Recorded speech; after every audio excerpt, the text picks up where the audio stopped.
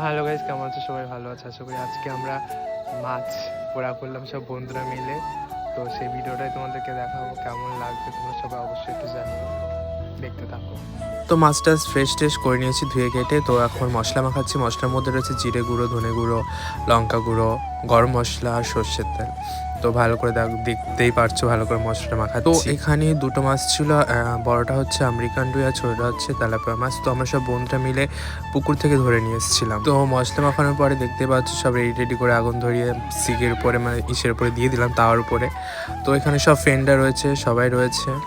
তো খুব মজা হচ্ছে, অনেকদিন পর শীতকালে এটাই মজা বন্ধুদের সাথে এই পিকনিকগুলো করা, ছোটোখাটো খুব মজা লাগছিল।